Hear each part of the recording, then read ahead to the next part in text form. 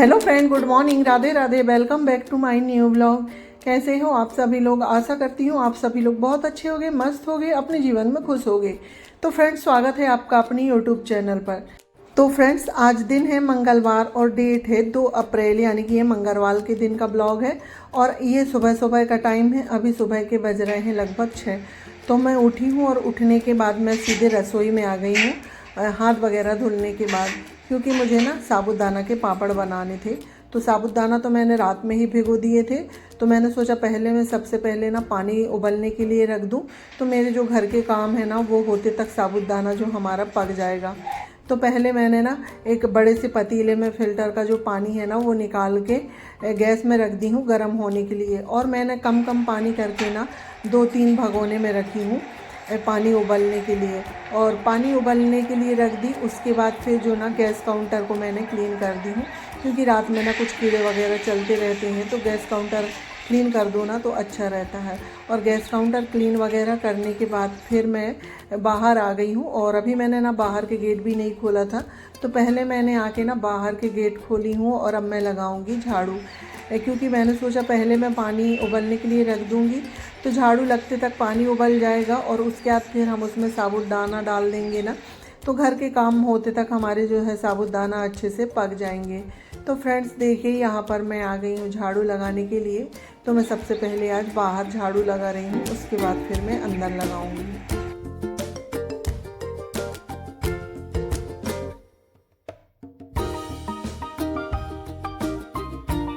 तो फ्रेंड्स, यहाँ पर देखिए सामने आंगन में झाड़ू लग गई है। उसके बाद फिर मैं सीढ़ियों में झाड़ू लगा रही हूँ। और झाड़ू लगाने के बाद फिर मैंने ना ब्रश वगैरह भी कर ली थी और फिर मैं आ गई हूँ अंदर। तो यहाँ पर जो हमारा पानी है ना उबल गया था, तो मैंने इसमें ना लगभग आधा किलो से थोड़ा ज़्यादा है जो साबूदाना रात में ही भिगो के रख दिए थे। अब पानी उबल गया है ना, तो हम इसमें साबूदाना ऐड कर देते हैं। और साबूदाना डालने के बाद ना थोड़ी देर उसको उबाल आते तक चलाना होता है, नहीं तो साबूदाना ना तली में बैठ जाता है। तो यहाँ पर जो है ना हमारे साबूदाना में उबाल आ गई है। उसके बाद फिर मैं आ गई थी यहाँ स्टोर रूम में, क्योंकि ना आज अच्छी तेज़ धूप निकली है, काफ़ी तेज़। तो ये कुछ बिस्तर वगैरह रखे हुए थे जो पुराण के समय में निकले थे, तो ये सब बिस्तर अंदर रखे जाएंगे। तो मैंने जो सारे गद्दे वगैरह हैं ना मोटे, तो उनको मैं धूप में डाल दी हूँ सूखने के लिए, क्योंकि ना जब हम बिस्तर वगैरह अंदर रखते हैं ना तो उनको सुखा के रखो ना तो ठीक रहता है। तो यहाँ पर देखिए फ्रेंड्स, सारे बिस्तर है जो ना मैंने धूप में डाल दी हूँ सूखने के लिए। और यहाँ आके देखी हूँ तो हमारा साबूदाना पक ही चुका है। अभी ये थोड़ी देर और पकेगा, तो मैं इसको अब कर देती हूँ बिल्कुल सिम आंच में। और उसके बाद जो है ना अपने घर में मैं झाड़ू लगा लेती हूँ, क्योंकि अभी मेरी सिर्फ बाहर झाड़ू लगी थी और उसके बाद मैं गद्दे वगैरह ऊपर डाल के आ गई थी, क्योंकि ना सुबह से ही डाल दो तो पूरे दिन की अच्छे से धूप मिल जाएगी। तो यहाँ पर देखिए साबूदाना हमारा थोड़ा और कसर है पकने में, तब तक हम झाड़ू लगा लेते हैं। तो मैंने सोचा पहले मैं रसोई में ही झाड़ू लगाती हूँ, उसके बाद फिर मैं ना सारे रूमों में झाड़ू लगा लूँगी।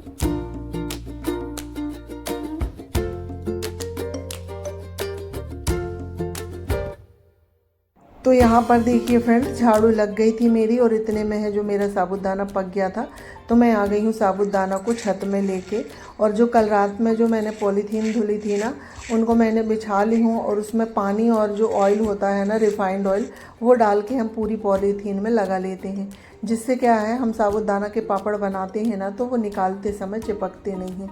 और यहाँ पर मैं एक एक चम्मच लेके ना पॉलीथीन में ये साबूदाना जो है बनी हुई खीर जैसे है, तो इसको मैं डालते जा रही हूँ। और सारी पॉलीथीन भर गई है और पूरे में मैंने दाना की जो खीर बनाई थी ना वो फैला दी हूँ। और थोड़ा थोड़ा लेके मैं उसे हाथ से फैलाऊंगी, तो इससे हमारे पापड़ ना थोड़े पतले से बन जाएंगे। तो यहाँ पर देखिए फ्रेंड्स, जो मेरे सारे पापड़ हैं ना वो बन चुके हैं। उसके बाद फिर मैं आ गई हूँ नीचे। झाड़ू तो मेरी लग गई थी और अभी ना 7:30 का टाइम हो रहा था, यानी कि 7:30 बजे तक मेरे पापड़ वगैरह सब बन गए थे। तो मैं अब हल्की फुल्की सी डस्टिंग कर लूँगी और पोछा वगैरह लगाना है। अब जो हमारे सुबह की क्लीनिंग का काम होता है ना, मुझे वो करना है। तो यहाँ पर मैं आ गई हूँ हॉल में डस्टिंग करने के लिए। तो यहाँ पर जो बच्चे लोगों के कपड़े रखते हैं ना, वो वाला जो बॉक्स है मैंने उसे क्लीन कर दी। और उसके बाद ये फिर ना टीवी वाला कैबिनेट है, इसे मैं साफ़ करूँगी, क्योंकि अभी जो गर्मियों के समय में ना डेली ही डस्टिंग करनी होती है, क्योंकि गर्मियों के समय में जब हवा चलती है ना तो काफ़ी धूल डस्ट आ जाती है। तो मेरा टीवी वाला कैबिनेट वगैरह सब साफ़ हो गए हैं। उसके बाद फिर मैं पलंग साइड आ गई थी। तो ये पलंग में हमने कल कवर डाल दिए थे और इसमें जो पहले कवर लगा हुआ था ना वो ख़राब हो गया था, तो मैंने इसका कवर चेंज कर दी हूँ।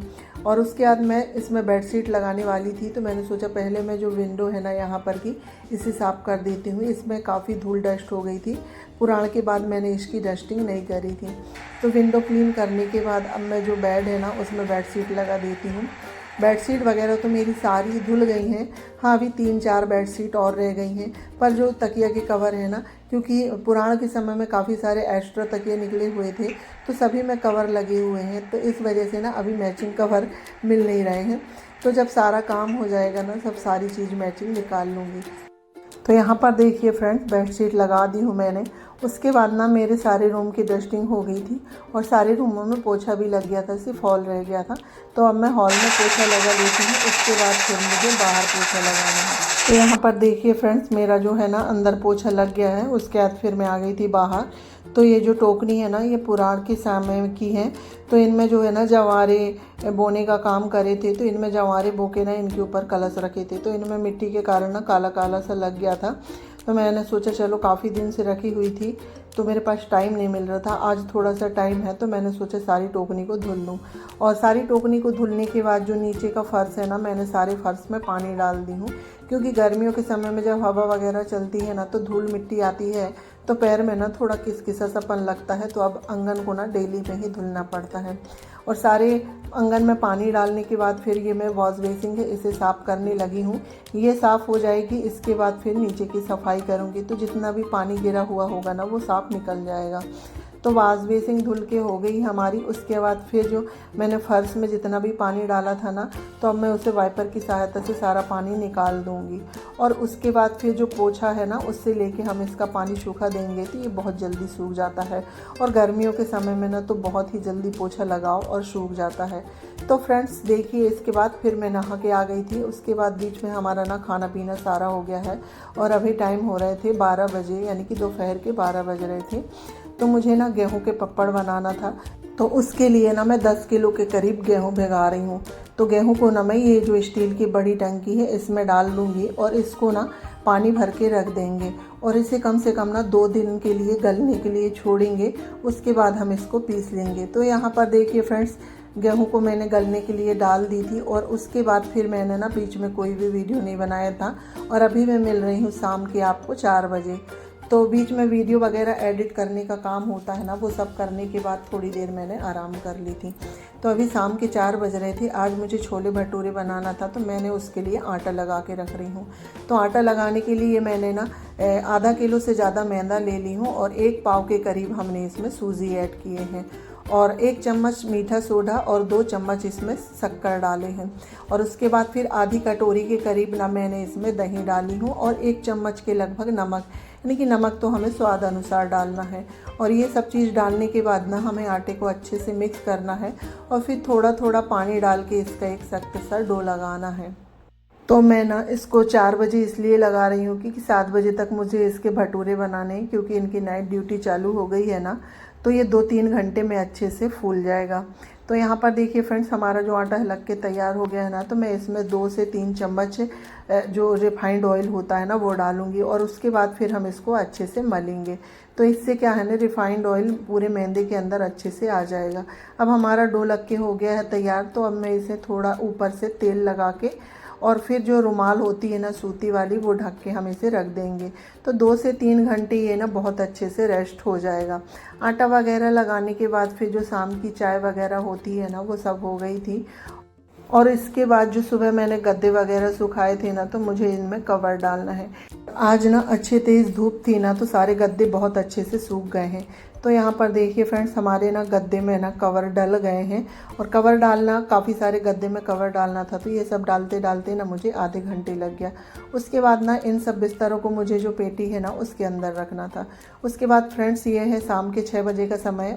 ये सब काम करने के बाद फिर मैं आ गई थी रसोई में, मुझे क्योंकि खाना बनाने की तैयारी करना है, क्योंकि इनको 7:30 बजे तक नाइट शिफ्ट में जाना है। तो उसके लिए ना मैंने 5 बजे के करीब छोले बॉईल करने के लिए रख दी थी और हमारे छोले अच्छे से बॉईल हो गए हैं। तो मैंने 1 मीडियम साइज़ की प्याज और 8 से 10 लहसुन और 2 हरी मिर्च पीस ली हूँ। अब मुझे ना छोले में तड़का लगाना है, तो उसके लिए मैंने कढ़ाई चढ़ा दी हूँ और उसमें ऑयल डाला। जब ऑयल गर्म हो गया ना तो फिर तेज पत्ता डाल के और फिर उसके बाद जीरा डाल दिए, और जीरे अच्छे से चिटक गई ना तो जो हमने मसाले पीस के रखे थे वो डाले हैं, और मसाले हल्के से भुने ना तो फिर मैंने इसमें सारे ड्राई मसाले डाल दी, हल्दी पाउडर, लाल मिर्च पाउडर, गरम मसाला, ये सब डालने के बाद फिर हम इसमें थोड़ी सी कसूरी मेथी डालेंगे। और अब हम मसाले को अच्छे से भूनेंगे जब तक मसाले से ना ऑयल सेपरेट ना हो जाए। तो यहाँ पर देखिए फ्रेंड्स, हमारा जो मसाला है ना अच्छे से भुन गया है।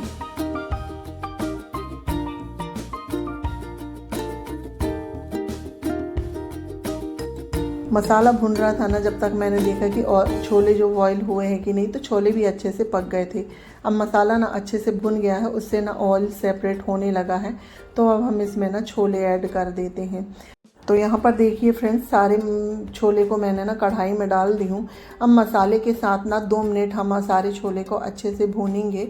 2 मिनट भूनने के बाद फिर इसमें हम पानी ऐड करेंगे, क्योंकि ना छोले को मसाले के साथ भून लो ना तो उनमें खूब अच्छा स्वाद आ जाता है। तो यहाँ पर हमारे जो छोले हैं ना सारे भुन गए थे, तो उसके बाद फिर जो छोले का पानी है ना मैंने वो डाल दी हूँ, और जो थोड़े से छोले बचे हुए थे ना तो इनको मैंने मैश करके डाल दे हैं। और यहाँ हमको जितनी ग्रेवी चाहिए होगी हम उतना इसमें पानी डालेंगे। और हमारे छोले में अच्छे से उबाल आने लगी है तो फिर मैंने इसमें धनिया ऐड कर दी हूँ। और यहाँ पर देखिए फ्रेंड्स, हमारी हो गई है छोले की सब्ज़ी बनके तैयार। और हमारे यहाँ थोड़ी ना ग्रेवी वाली सब्ज़ी खाते हैं, तो मैंने थोड़ी सी ग्रेवी वाली बनाई हूँ। और उसके बाद फिर ना अभी शाम के 7 बज रहे हैं, तो मेरी संध्या पूजन हो गई थी और साथ ही मैंने चावल भी बना ली हूँ। उसके बाद फिर मैं आ गई हूँ फिर से रसोई में। अब मुझे बनाने हैं भटूरे, तो उसके लिए आटा भी हमारा अच्छे से सेट हो गया है।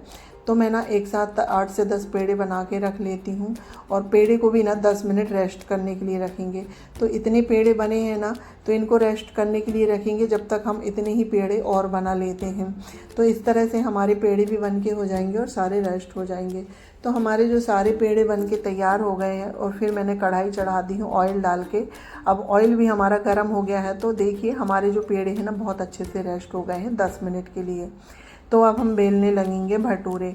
और ना थोड़ा सा आटा गीला हो गया सब मुझसे ना, क्योंकि ये काफ़ी देर रेस्ट हो जाता है ना तो गीला हो गया था, फिर भी ये बन गए थे। तो मैं इसे ना चकला बेलन में नहीं बेल रही हूँ, नीचे जो गैस काउंटर होता है ना उसमें बेल रही हूँ। तो भटूरे को ना जैसे हम पूड़ी बनाते हैं उसी तरह से बेलना है, और पर थोड़ा इसे बड़े बड़े बेलने होते हैं। तो हमारा भटूरा बेल गया था, और हमारा जो ऑयल है ना अच्छे से गर्म हो गया है, तो मैंने उसमें कढ़ाई में डाल दिए हैं। अब हमें भटूरे तलने होंगे। तो ये देखिए हमारे भटूरे ना बहुत अच्छे से फूल रहे हैं।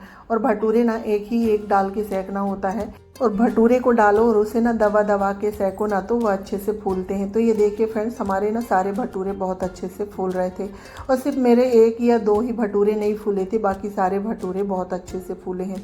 तो ये हमारे भटूरे बनके हो गए हैं तैयार, और उतने में ना इनका खाने का भी समय हो गया था, तो मैं इनके लिए लगा देती हूँ थाली। तो देखिए फ्रेंड्स, गरम गरम ना फूले फूले छोले। तो आ जाइए आप लोग भी छोले और भटूरे खा लीजिए, और सच में ये बहुत ही टेस्टी बने थे।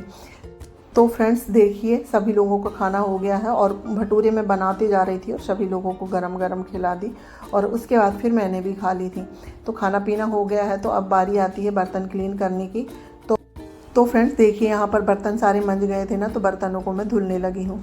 तो पहले बर्तन वगैरह धुल लूँगी, उसके बाद फिर मैं गैस काउंटर वगैरह क्लीन करूँगी।